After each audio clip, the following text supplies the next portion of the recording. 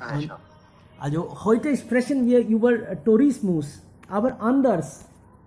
Man spricht heutzutage überall über nachhaltige Entwicklungen oder nachhaltiges Leben, kann man sagen. Also überall spricht man über Umwelt und solche Aktivitäten, das Leben und Lebensstil.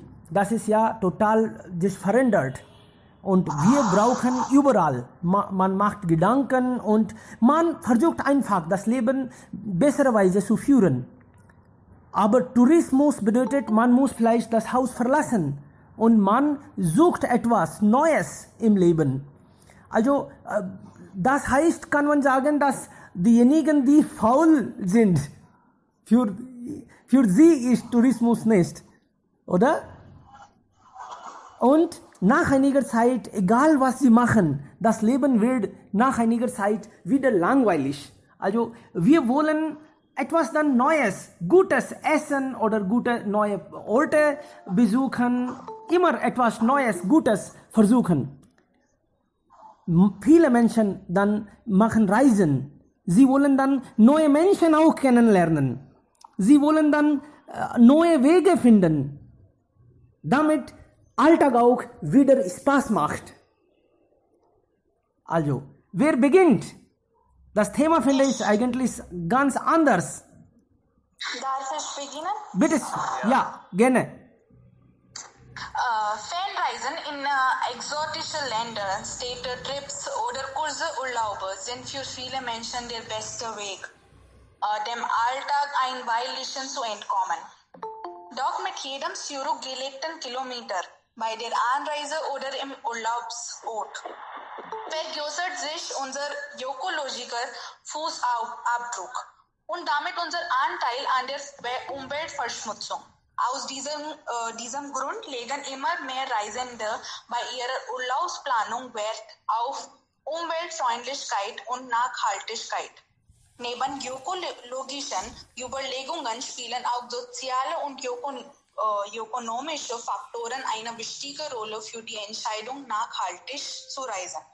Unter dem Thema Ökotourismus greifen bereits einige Anbieter die erhöhte Nachfrage nach umweltfreundlichen Reiseangeboten auf und beziehen sich dabei auf Natur- und Umweltschutz sowie auf wirtschaftliche und soziale Gerechtigkeit in den Urlaubsländern. Zusätzlich kann man vor und während des Urlaubs auch selbst etwas beitragen, um verantwortungsbewusst und ökologisch zu sein. Was macht Ökotourismus aus? Worin unterscheidet er sich von Naturtourismus? Viele Urlauber wollen auf ihren Reisen Länder, Kulturen und Natur erleben und erkunden. Daher ist Naturtourismus bereits seit Jahren ein starker Reisetrend. Naturerlebnisreisen können von der Antarktis bis zu Durchgehen der Steppe bis zur Wüste reichen. Als Reiseformen sind Wandertouren ebenso möglich wie Safaris. Allerdings muss eine solche Erlebnisreise in die Natur nicht unbedingt naturschonend oder nachhaltig sein. Darin unterscheidet sich Ökotourismus von Naturerlebnisreisen. Ökotourismus versucht die negativen Auswirkungen auf Menschen, Tiere und Pflanzen sowie auf die Landschaft möglichst gering zu halten, damit es sich nicht um reinen Naturtourismus handelt. Sollte Ökotourismus die Umwelt nicht nur schonen, sondern auch einen positiven Beitrag leisten. Nachhaltiger Tourismus bedeutet auch aktiven Naturschutz und nachhaltige Förderung der lokalen Wirtschaft, um einen positiven Beitrag für die ansässige Bevölkerung zu leisten. Zum Schluss würde ich sagen, insbesondere bei der Wahl des Hotels und der Verpflegung sollte ihr auf das Tourismuskonzept des Anbieters achten. Man soll auch bei der Verpflegung der Gäste unterscheiden, sich nachhaltige Unterkünfte von Organization start international Küche und eingeflogenen Nahrungsmittel werden landtypische Speisen aus regionalen erzeugten Lebensmitteln gereicht. So werden nicht nur Kosten und Schadstoffbelastung durch lange Transportwege eingespart, sondern auch noch die Landwirtschaft und Lebensmittelverarbeitung in der Urlaubsregion gefordert. Und seien wir mal ehrlich, wer im Urlaub raus in die weite Welt will, möchte doch Neues kennenlernen und schmecken. Ja, das ist alles von meiner Seite. Sehr schön, Muskan. Wunderbar. Also das bedeutet, es geht nicht nur Reisen, aber auch darum, was man isst, wo man übernachtet, und das ist dann, ja, es geht vieles. Genau. Vielen lieben Dank. Okay. Nächste Person. Wer will? Ja, vielleicht. Ja, bitte. Gerne, Rajan. Die Zwecke von Teile und Lifestyle hat sie schon erklärt. Sie hat wirklich sehr gut dafür. Ja, ich habe gestern eine Zitat von Miriam Todd gehört. Das gefällt mir wirklich sehr schön. Reisen ist sicherlich mehr als das Sehen von Würdigkeit. Es ist eine Veränderung, die und dauerhaft in die Ideen des Lebens von ihnen geht. So, Reise ist nicht, was wir sehen, vielleicht Reisen ist, was wir erleben. Aber der Begriff eco-freundlicher Tourismus ist wirklich neu für mich. Ich habe darauf nicht beobachtet, aber das machte es schon. Was bedeutet eco-freundlicher Tourismus für mich? Also, wenn wir beim Reisen die Produkte und Dienste verwenden, die umweltfreundlich sind, die sich nicht negativ auf Umwelt wirken, ist vielleicht umweltfreundlicher Tourismus. Zusätzlich machen Reisen nach weniger entwickelten und weniger berühmten Reisezielen, Einheimlichen zu helfen, damit die Orte auch Kapital von Entwicklung erhalten könnten, ist auch ein Teil von eco-freundlichem Tourismus. Also nicht nur genießt man dort, sondern auch arbeitet er an der Verbesserung der Umgebung. Diese beiden Dinge gehen Hand in Hand. Und das ist wirklich toll für mich. Energie, vielleicht einige Schritte sollten wir auch treffen, damit wir können auch eco-friendlichem Tourismus beitragen. Die sind so, anstatt so teure, extravagante Hotels, könnten wir beim Einheimlichen wohnen oder vielleicht übernachten. Einerseits bewahren wir Umwelt und auch andererseits unterstützen wir Wirtschaftliches für das Butterbrot des Lokales. Und auch es gibt auch viele. Mehr Tippen, das können wir so einfach folgen. Wir könnten Plastikprodukte, Plastiktüte ablehnen. Pauschal zu verurteilen ist wirklich nicht möglich. Aber wenn wir die Benutzung von Plastikprodukten reduzieren könnten, wäre das auch toll. Eine der schlechten Gewohnheiten der Menschen ist wirklich, sie werfen die Mühle irgendwo. Sie denken, die Erde ist auch ein Mülleimer, aber das ist nicht so. Vielleicht die Müllprodukte gehören in den Mülleimer und das soll in Mülleimer sein. Das ist auch eine Veränderung, das können wir nehmen.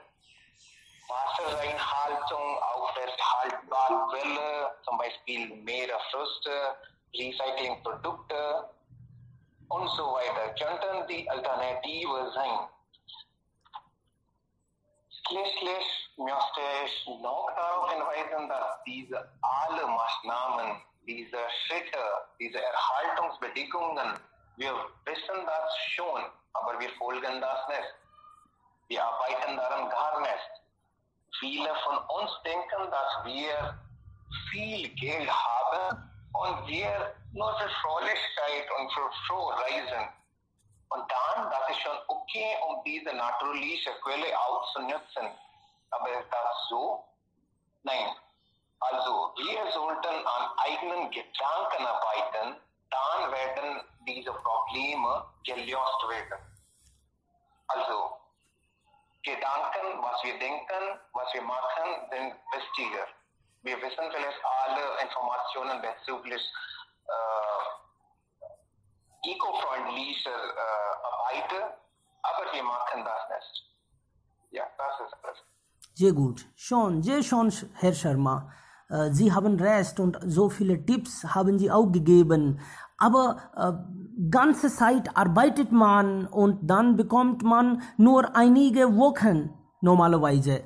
Dann will man was machen, was man will eigentlich. Und Umwelt, die ganze Zeit, man redet darüber, auch in der kurzen Zeit. Die Reisenden oder die Reiselustigen wollen vielleicht das alles nicht hören, oder? Machen Sie gerne? Ist das heutzutage im Trend? Was denken Sie? Vielleicht das ist nicht ein Trug, unsere Umwelt zu sparen. Wenn wir gewöhnlich daran, wenn wir einige kleine Schritte im Alltag machen, dann wäre es toll. Und das wäre das wird eine Gewohnheit sein. Dann wäre es nicht ein Trug für uns. Dann könnten wir einfach genießen. Alles klar. Also das ist also mit Gewohnheiten zu tun. Wenn man daran gewöhnlich ist, dann akzeptiert man und dann genießt man auch dem Gemisch. Ja, richtig. Sehr gut. Vielen lieben Dank. Okay, nächste Person bitte. Hallo Herr Pant, bitte, gerne. Ja, vielen Dank. Also ich bin mit Rajan total einverstanden. Ja. So, wir können also nicht alle Sachen vermeiden, aber wir können diese Sachen also immer in kleinen Schritten machen. Zum Beispiel, Sie haben gesagt, wir haben nur einige Wochen für Urlaub. Zum Beispiel, ich habe nur 4 Tage. Ich muss nach Goa fahren. So, ich kann nicht mit Zug fahren. Ich muss mit Flugzeug fahren, um meine Zeit zu sparen, um meinen Urlaub zu genießen. So, ich kann hier in diesem Fall also das Flugzeug nicht vermeiden, aber ja, in meiner Reise kann ich viele Sachen also vermeiden, zum Beispiel Plastik oder sowas, ja. So, ich glaube, der Konsum ist das größte Problem, ja. So, in meiner Reise sollte ich also diese Sachen vermeiden. Ich sollte also meine eigene Flasche mitnehmen, eigenes Essen mitnehmen und ja. Und zum Beispiel, wenn ich mit meiner Familie reise, kann ich nicht also mit Verkehrsmittel also einfach anpassen. Ja, ich brauche ein sicheres Hotel. Ich brauche ein sicheres Verkehrsmittel. So in diesen Fällen kann ich nicht diese Sachen vermeiden. Aber ja, also wenn ich diese Sachen, wenn ich kleine Schritte also tue, ja, Plastik vermeiden oder also eigenes Essen mitnehmen oder vielleicht also ein paar Kilometer also zu Fuß gehen. So, wenn ich diese kleinen Sachen tue, dann kann ich vielleicht etwas für die Umwelt machen. Genau. So, ja, so Rajan hat ja total recht, ja. Man kann nur also kleine Schritte unternehmen. Die großen Schritte wären okay, aber das ist sehr einfach, wenn wir diese Sachen unsere Gewohnheiten also machen. Zum Beispiel, ich wohne in Chandigarh. Chandigarh ist eine kleine Stadt, so. Aber ich kann also, ich muss immer also mit Auto reisen, ja. Ich habe ein Büro, ja, ich muss gehen, ich muss fahren. Aber ich kann nicht also überall also mit Fahrrad fahren. Das ist nicht möglich. So, ich kann das vermeiden, aber in eigenen Maßen, nicht immer. So, Konsum, ich glaube, man sollte also Konsum steuern. Das ist sehr wichtig, ja. Richtig. Ich kann nicht Flugzeug vermeiden. Ich kann nicht also Hotels vermeiden. Ich kann nicht also Verkehrsmittel vermeiden. Aber Konsum kann ich also einfach kontrollieren und einfach steuern. Genau, einverstanden. Also das heißt, diese kleinen Schritte haben auch große Wirkung. Wenn wir sowas denken, im Laufe der Zeit, dann denken vielleicht auch unsere Freunde und Familienmitglieder so demgemäß und dann machen wir schaffen etwas Tolles, Wunderbares. Okay, nächste Person bitte. Wer will jetzt?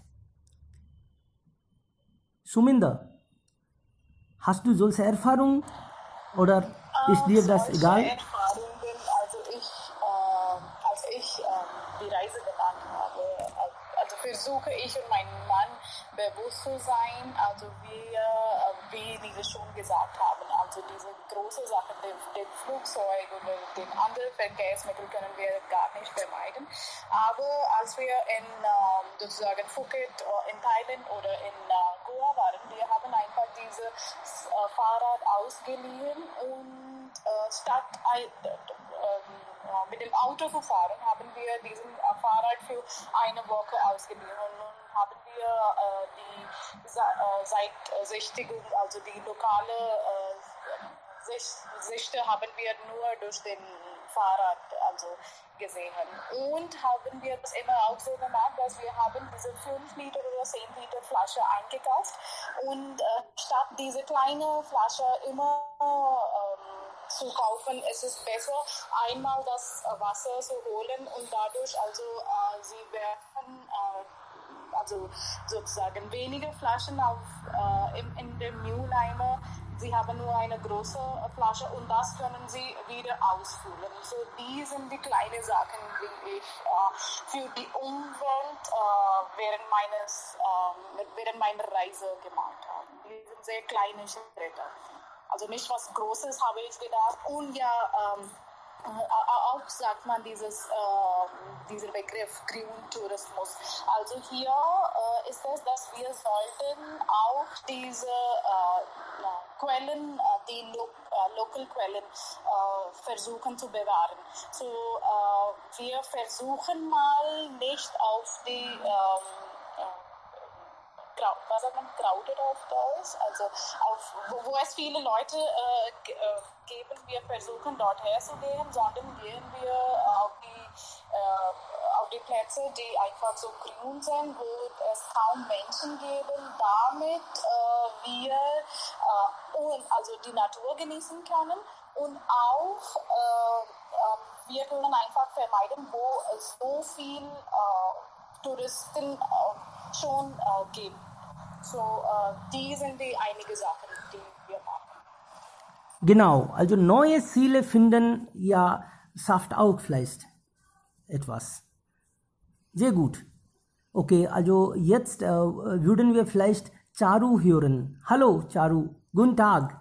Und bitte stellen Sie sich auch ein bisschen kurz. Ja. Ja, hallo Devkaram. Guten Tag. Also ich denke, dass Neeraj hat schon recht gesagt, dass wir alle sollen also kleine Schritte also versuchen. Ja, wenn ich mit dem Zug irgendwo fahre, dann immer ich daran denke, dass ich nicht kleine Papier oder ein Paket also rauswerfe. Immer ich halte bei mir und dann wenn jemand das macht und dann sage ich direkt, das ist falsch. Man muss nicht das machen. So, die sind die Kleinigkeiten, die man immer achten auf. Ja. Genau, diese Kleinigkeiten sind wirklich großartig. Und diese Weise wird auch dann Atmosphäre geschafft.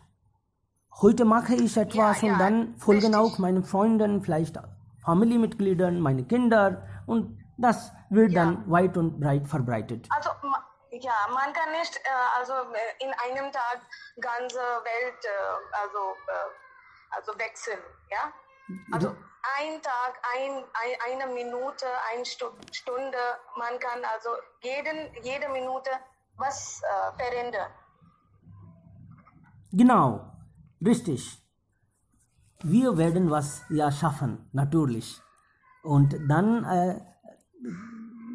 wer hat gesagt über diese Verkehrsmittel? Also wir können vielleicht dann Carsharing oder Elektrogeräte, das kann man vielleicht auch damit verbinden. Nicht nur. Also ich habe keine persönliche Verkehrsmittel, also ich immer versuche mit dem Bus oder mit dem Zug zu fahren. Ja, natürlich. Also, wenn ich sage, bedeutet nicht, dass ich ein Elektroauto habe. Natürlich. Also, ich sage einfach. Gut. Okay, wer ist... Also ich denke, wenn man... Okay, Ja, bitte. Weiter. Hier möchte ich etwas hinzufügen. Man kann vielleicht umweltfreundliche Reise machen. Zum Beispiel heutzutage Reisen mit Kreuzfahrtschiff ist ein Trend geworden, aber das ist umweltschädlich. Es verbraucht viel Benzin oder ähnliche Öl und es macht viel Verschmutzung. Statt Kreuzfahrtschiffen können wir vielleicht eine Reise in den Bergen, vielleicht in den Bergen zum Wandern gehen. Da kann man auch einfach genießen. Wir brauchen nicht so Kreuzfahrtschiffe oder große Hotels zum Genießen. Man kann einfach im Zelt wohnen und sich erholen.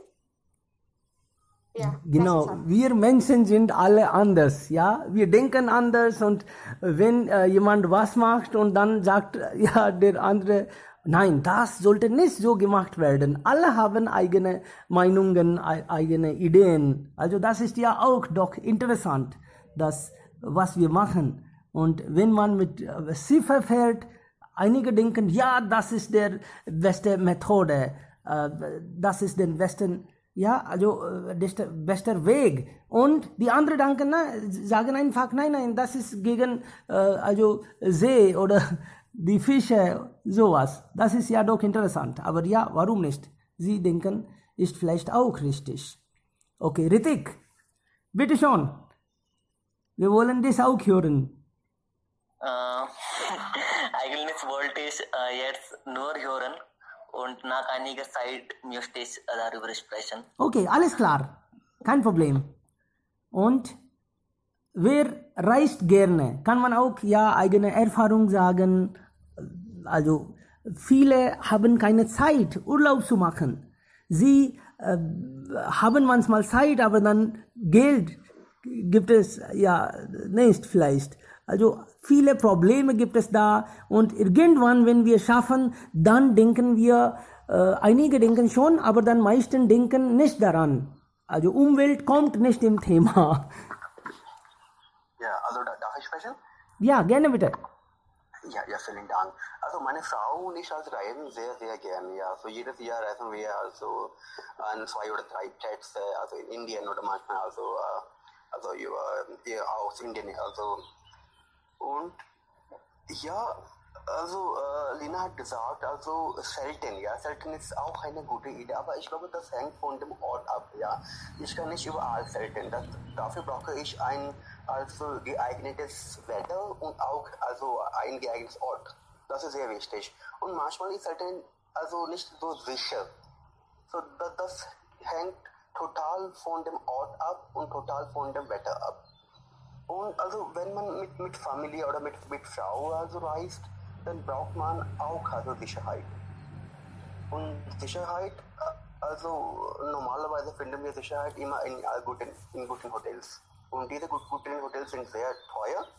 Und natürlich gibt es auch Probleme mit Umwelt bei diesen Hotels. So ja, aber wir versuchen immer also auf Umwelt also aufzupassen. Zum Beispiel also wie Charu gesagt hat, wenn wir Müll haben, dann also versuchen wir diesen Müll nicht also irgendwohin zu werfen. Wir also stecken diesen Müll in unsere Tasche oder sowas. Und wenn wir also einen Mülleimer sehen, dann können wir einfach diesen Müll also in den Eimer werfen. Und diese kleine Sachen können wir machen. Und in der Reise brauchen wir keine plastische Flaschen. Ja, das können wir machen. Und so so viel können wir nicht also in einer Reise machen. Wir haben nicht so viele Möglichkeiten. Ja. Hotels können wir nicht einfach vermeiden. Also die Verkehrsmittel können wir nicht einfach vermeiden. So, ich habe das schon gesagt, nur die kleinen Schritte können wir unternehmen.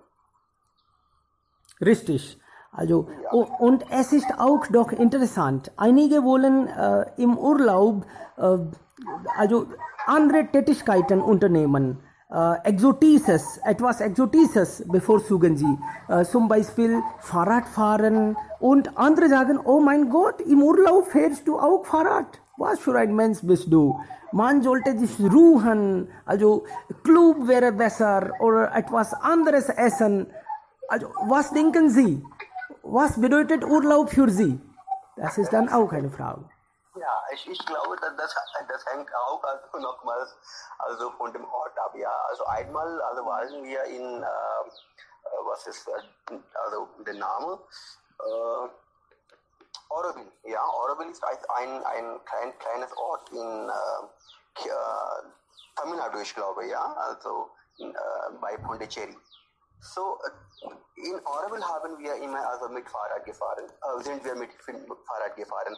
Da war das möglich. Aber vielleicht in Städten wie Bangalore wäre es sehr schwierig, oder vielleicht in Delhi wäre es sehr schwierig.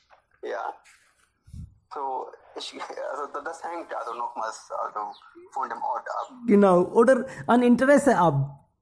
Von Interesse ab, wie man denkt. Wie will man also Freizeit verbringen? Alle denken unterschiedlich. Ja, zum Beispiel, verstehen Sie so, zum Beispiel, wir haben nur 2 Tage oder 3 Tage ja, für den Urlaub. Und wenn ich also mit einem Fahrrad fahre, dann kann ich nur ein paar also Orte besuchen. Aber wenn ich vielleicht aber wir haben noch also umweltfreundliche Optionen, zum Beispiel E-Bike. Ja, wir können E-Bike also einfach vermieten.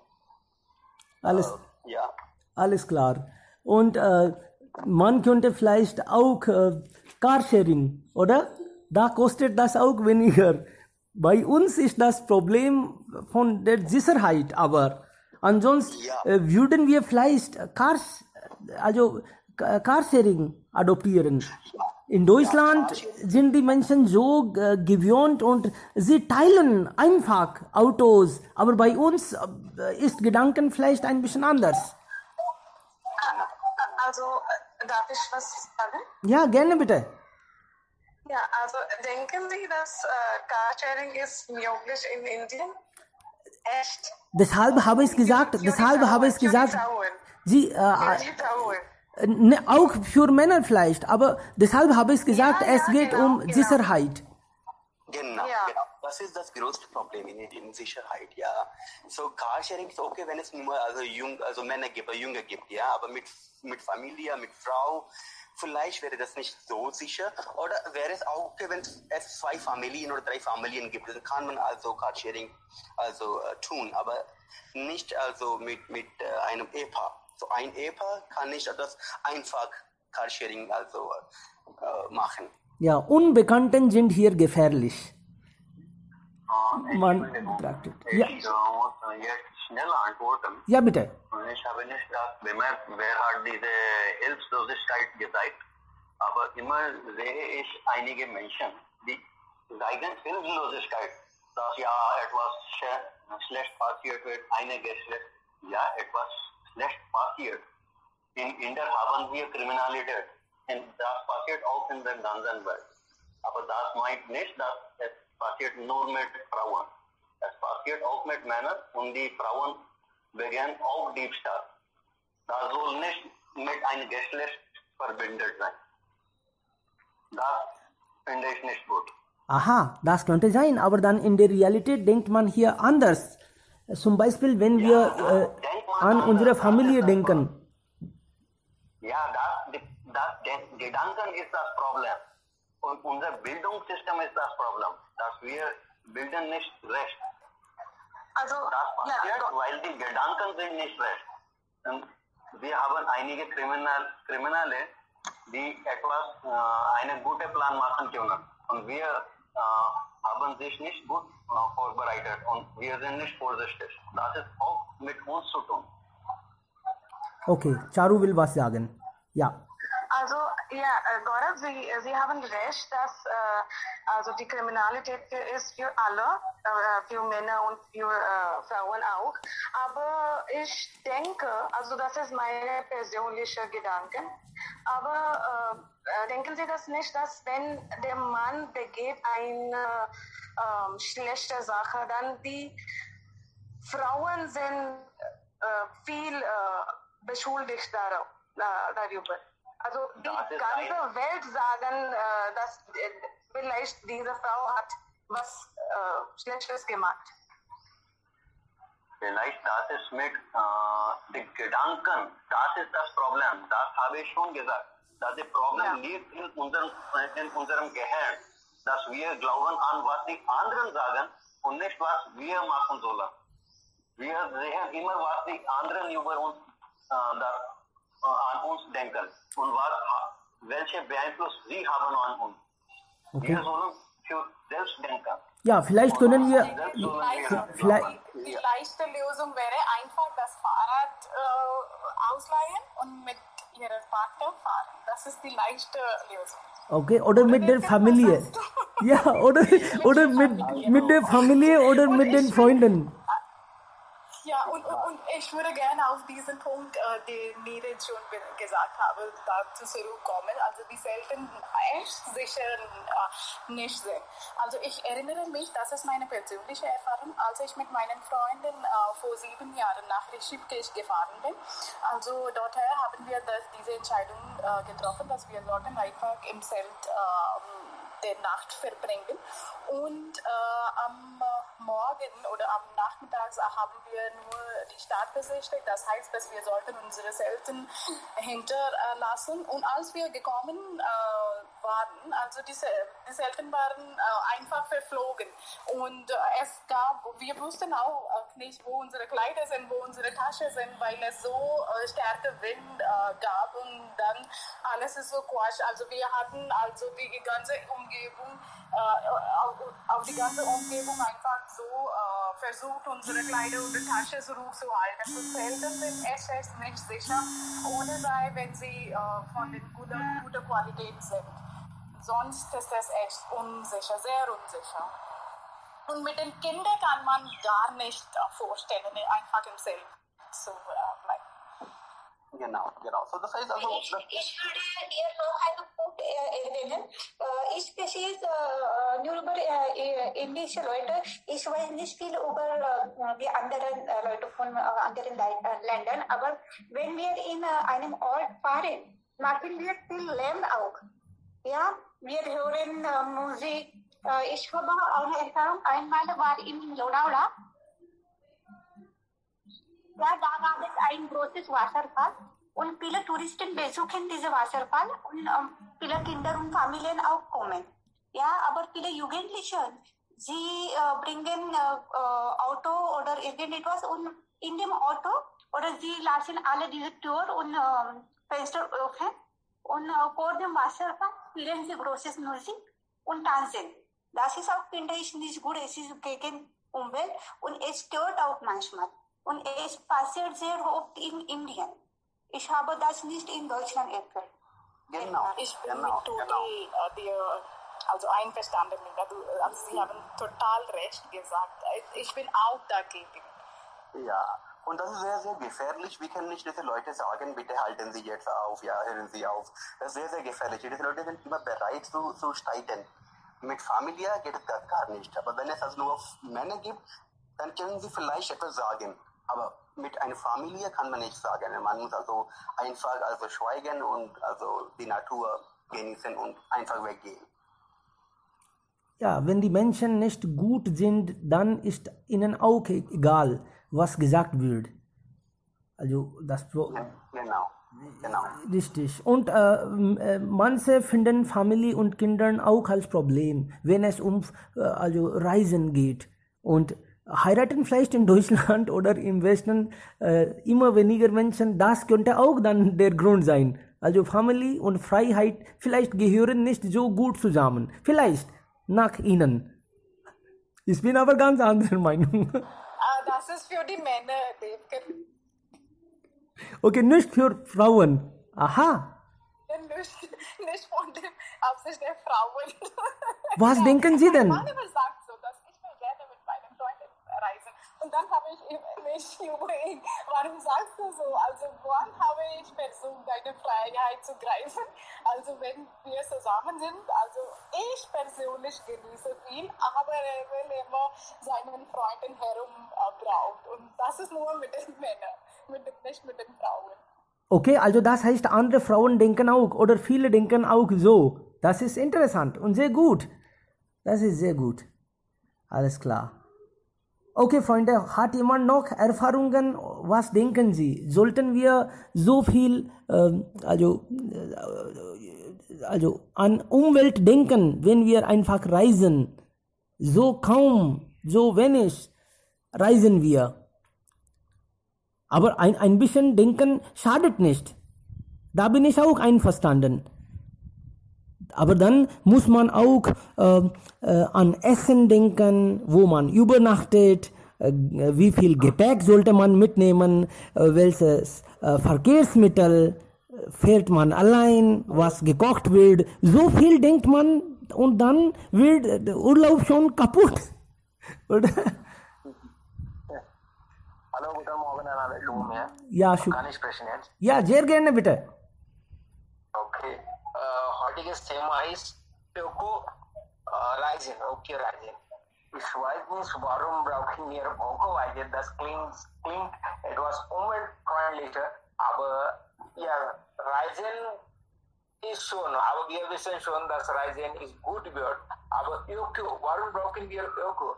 Da wir zuerst möchte sprechen, Yoko, was bedeutet Yoko und warum braucht man Yoko? Yoko klingt nur umweltfreundlicher, aber die wirkliche Bedeutung von Yoko, Yoko thematisiert inhaltliche Bedrohung der Natur. Es bedeutet, man muss akzeptieren, dass die Natur kaputt gemacht hat und inhaltliche die Bedrohung der Natur durch die Menschen und Fortschritte, die Technik, das ist die Öko bedeutet. Und wir haben alles schon über Umwelt gesprochen, dass man muss Lebensmittel bewusst verwenden. Und wir wissen alles schon, Recycling von Abfall und Energie verwenden. Und wenn wir auf der Reise sind, dann Einkaufstüten aus Plastik nicht benutzen.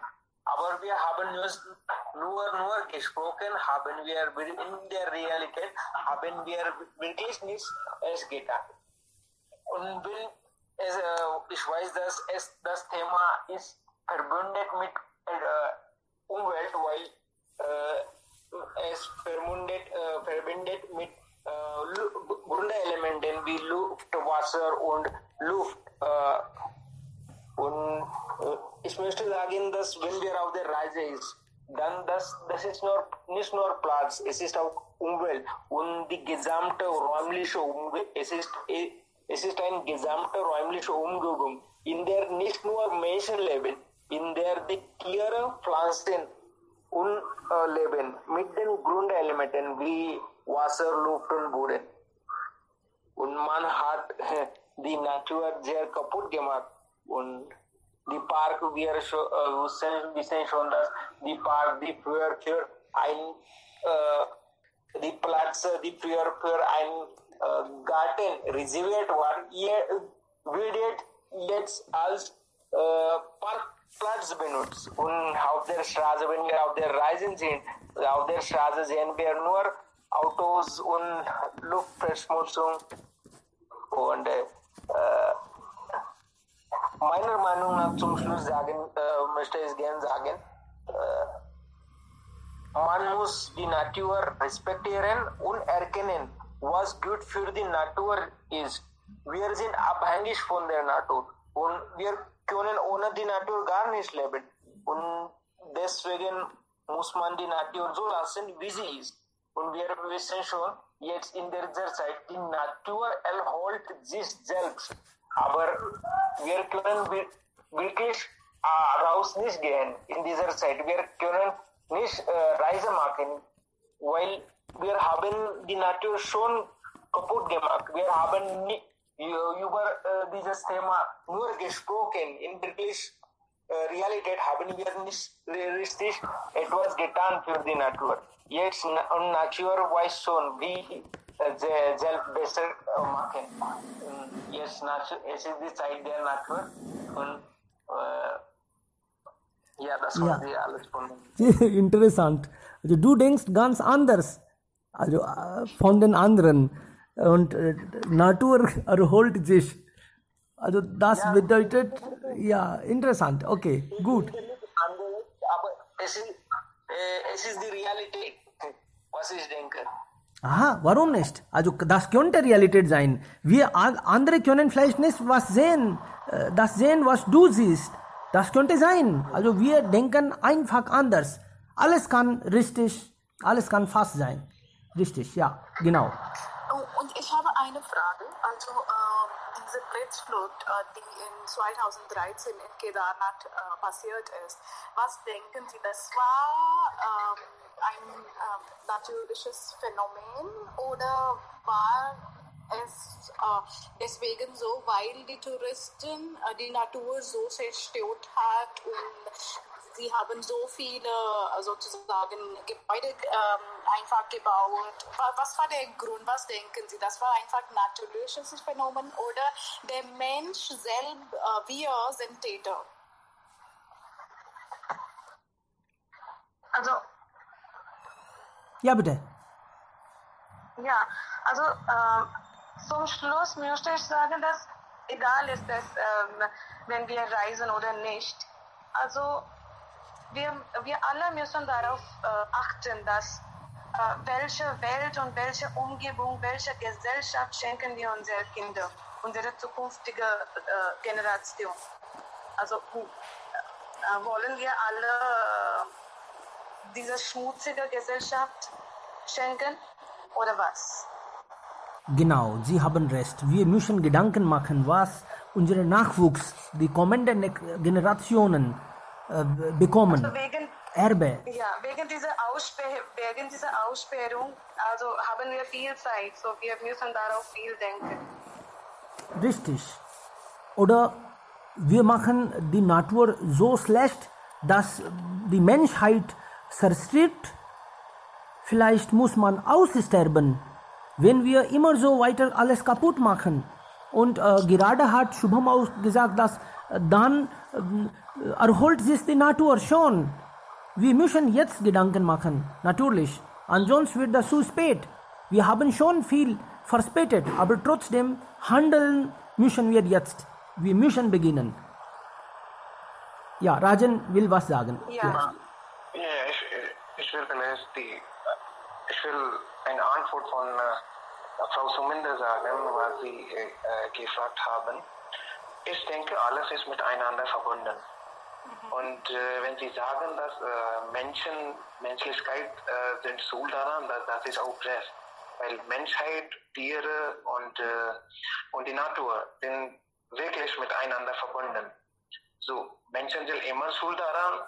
Und auch wenn Sie sagen, das ist ein natürliches Phänomen, das ist auch okay. Das ist auch akzeptabel. Das denke ich. Genau. Wir müssen selbst entscheiden, was wir machen.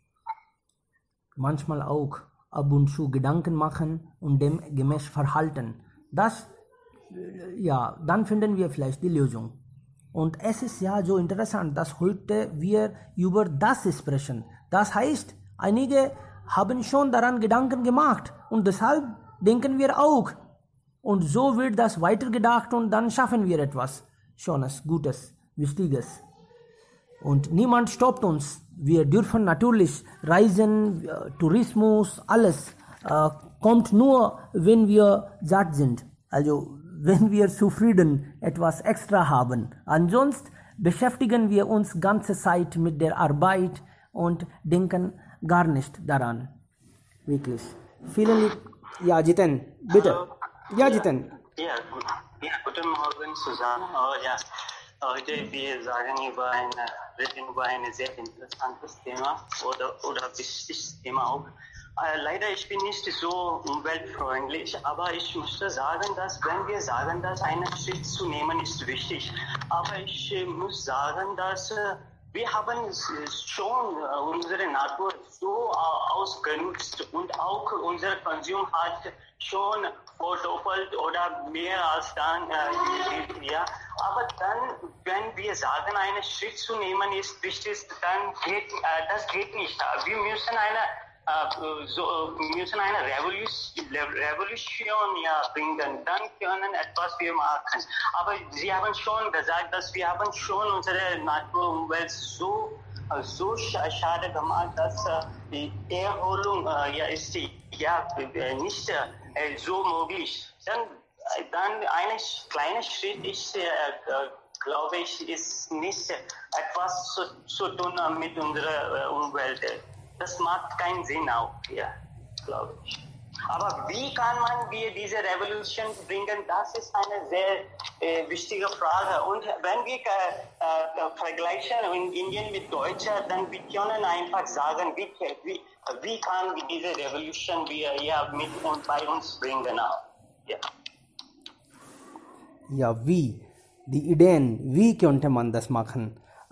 Tourismus ist für mich vielleicht ein Fremdwort. Ich reise gar nicht so gerne oder viel. Okay. Ja, eigentlich wir können nur sagen, was wir erlebt haben. Wie wir, zum Beispiel jemand hat gesagt, wir wollen nach Goa fahren. Und dann, warum nur Goa? Es gibt hunderte andere Orte, die unbekannt sind, aber in der Natur. Vielleicht können wir solche Orte entdecken und einfach dort Urlaub machen. Und dann essen wir etwas Regionales und wir müssen vielleicht nicht im Hotel, aber dann gibt es auch kein Problem. Jemand soll uns einladen. Ansonsten, wo übernachten wir, wenn es kein Hotel gibt? Aber trotzdem, vielleicht können wir neue Orte entdecken und einfach da normales, einfaches Urlaub verbringen. Ja, Rajan, bitte. Außerdem unbekanntes Ortes haben wir auch vielleicht viele Möglichkeiten. Zum Beispiel, wir haben viele internationale Gruppen und da engagieren sich die Menschen in bestimmten Projekten. Zum Beispiel, die arbeiten für ein Feld, die zusammenarbeiten für ein Feld, etwas anzubauen. Sie arbeiten für ein Gebäude, sie arbeiten gegen Krankheit oder so. So, jemand hat auch gesagt, dass in dieser Zeit können wir nicht reisen. Da ist Thema ist klar nicht. Es gibt auch Möglichkeiten, da wir reisen können. Wir können in diese internationalen Gruppen uns investieren. Wir können etwas machen. Also es gibt viele arme Leute. Wir können für diese armen Leute etwas machen. Ein Projekt können wir so einfach auswählen und das ist auch eine Urlaub, auch eine gute Zeitverbindung. So denke ich. Es gibt auch viele andere Möglichkeiten. Alles klar. Es gibt ja hunderte Möglichkeiten und normalerweise wenn wir reisen wollen, dann denken wir direkt an Amerika oder Russland oder Deutschland, aber wir vergessen, es gibt so viel, also uns herum, vielleicht in der Nachbarschaft, vielleicht 2 Meter weit weg oder 5 oder 20. Wir müssen vielleicht gar nicht so dorthin weit fahren. Das wäre auch eine Lösung. Zum Beispiel, wenn man bei uns, ich wohne in Jaipur, wenn man bei uns hier über Urlaub diskutiert, dann denkt man nicht, also viele denken nicht an Rajasthan. Sie wollen dann irgendwohin außer, also das finde ich auch manchmal komisch.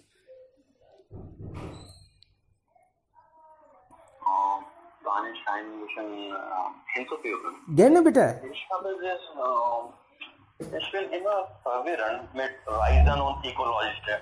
Und ja, ich könnte mit Sie zustimmen, dass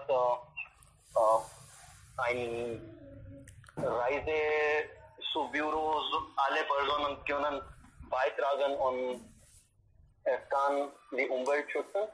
Aber beide Konzepte verbindet nicht in meinem Gehirn und ich habe ein Problem damit. Vielleicht müssen ich mehr verstehen damit. Und wir sollen in diese neue Technologie investieren, zum Beispiel Solar-Technologie und die Autos mit Hydrogen. Diese Technologie würde unsere Umwelt schützen und uns helfen, in eine bessere Umwelt einzutreten. Und auch mit die Technologie ist nur die Antwort. Unsere Umwelt, einerseits unsere Umwelt zu schützen und andererseits uns die Möglichkeiten geben, Reisen zu machen. Aber ohne Technologie kann ich nicht, oder außer Technologie kann ich nicht sehen, die Umwelt helfen können und uns nicht nur die Umwelt hilft, sondern auch uns die Möglichkeit gibt, Reisen zu machen. Das ist meine Meinung. Genau, ja. Ihre Meinung ist auch wichtig, uns, ja, natürlich. Und mit der Technologie haben wir alles kaputt gemacht und mit der Technologie können wir ja wieder neue Wege finden. Sehr interessant. Ja, warum nicht? Aber Sie haben recht.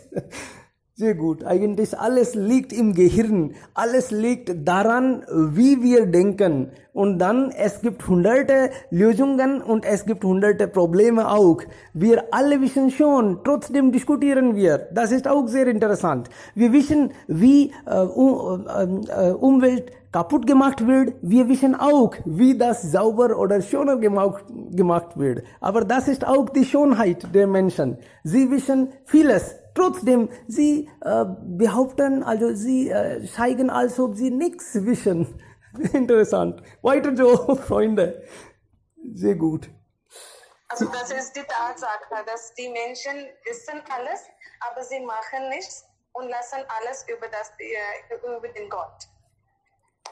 Genau. Und was ich mache, und wenn Sie sagen, Sie handeln gegen Umwelt, und dann gebe ich meine Ausrede. Das weiß ich auch. Und wenn Sie was machen, dann ich vergesse, was ich gemacht habe. Das ist ja interessant. Aber trotzdem, wenn wir diese Weise auch über etwas diskutieren, dann bekommen wir neue Ideen. Oh, so wird auch gedacht. Ja, das wäre vielleicht auch eine Lösung. Alles haben wir auch nicht im Kopf. Deswegen diskutieren ist auch